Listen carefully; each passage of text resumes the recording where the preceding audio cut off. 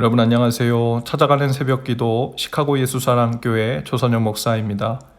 오늘도 변함없는 주님의 은혜와 평강이 저와 여러분의 삶의 종일 풍성하기를 기도합니다. 오늘 말씀은 에스겔 18장 1절에서 4절, 21절에서 23절까지 말씀입니다. 제가 읽어드리죠. 주님께서 나에게 말씀하셨다. 너희가 어찌하여 이스라엘 땅에서 아직도 아버지가 신 포도를 먹으면 아들의 이가 시다 하는 속담을 입에 담고 있느냐? 나주 하나님의 말이다. 내가 나의 삶을 두고 맹세한다. 너희 가운데서 어느 누구도 다시는 이스라엘에서 이런 속담을 입에 담지 못할 것이다. 모든 영혼은 나의 것이다.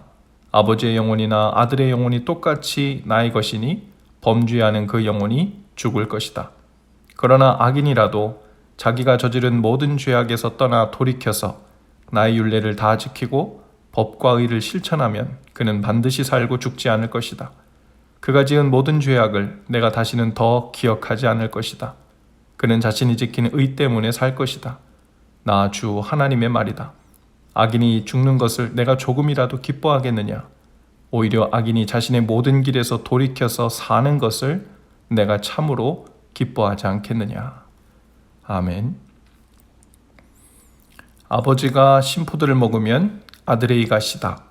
이 속담은 바벨론으로 포로로 잡혀가 살던 이스라엘 백성들 사이에서 많이 회자되었던 이야기였습니다.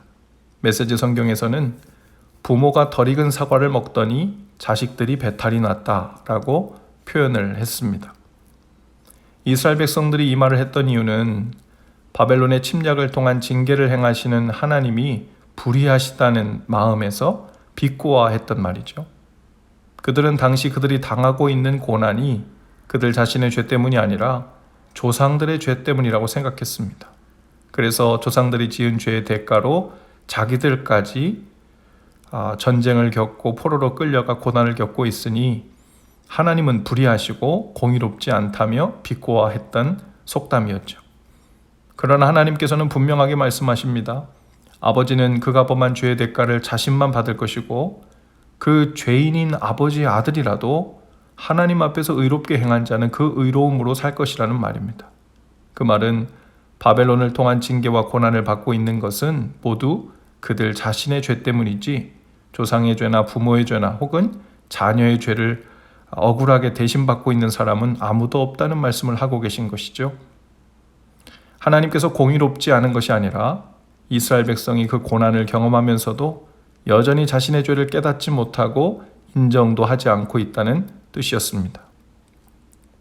그러나 하나님의 공의는 개개인이 행한 대로 책임지게 하겠다는 데서 끝나지 않습니다.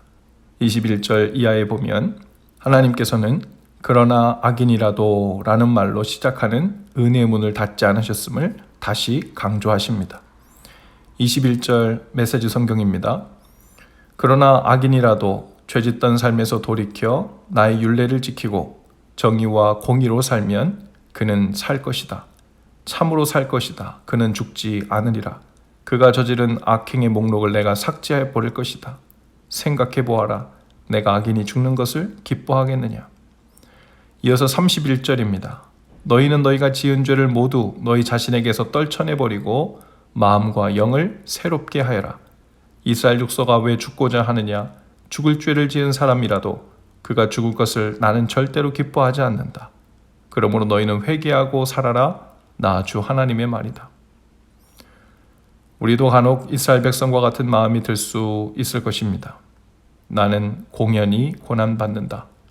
뭐 그렇게 완전하게 산 것은 아니지만 이런 고난을 받을 만큼 큰 죄를 지은 것 같지도 않은데 하나님은 정말 플러스 마이너스 계산을 정말 잘하고 계신 것이 맞는지 하나님의 공의에 대해 의심을 품고 불만은 아니더라도 인정하기 싫은 때를 맞기도 하죠. 왜 다른 사람들은 부족함 없이 넉넉하게 사는 것 같은데 행복하고 재미나게 사는 것 같은데 이런저런 걱정 없이도 사는 것 같은데 왜 나만, 왜 우리 부부만, 왜 내 가정만, 아니면 우리 자녀만, 내 하는 일들만 일이 꼬이고 문제가 많고 답이 안 나오는 것 같을까 하는 생각이 들 수 있죠. 물론 우리 주위에 일어나는 모든 안 좋은 일들이 우리가 지은 죄의 열매라는 말은 아닙니다.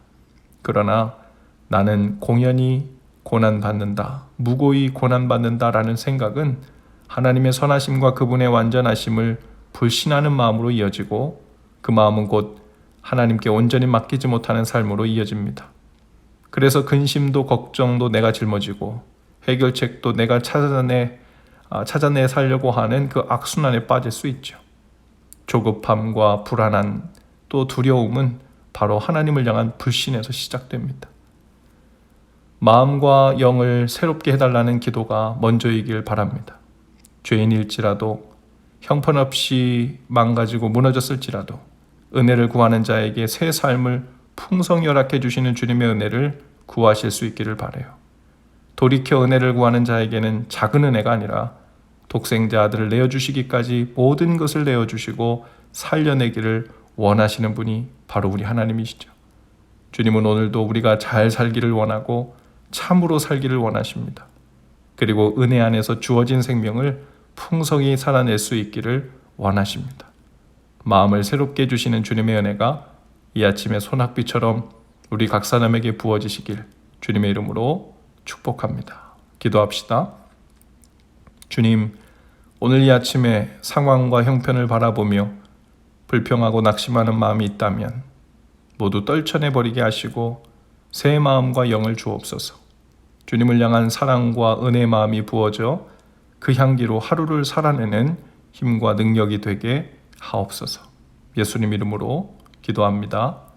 아멘. 여러분, 오늘도 예수 사랑으로 화이팅입니다. 내일 아침에 다시 찾아뵙지요.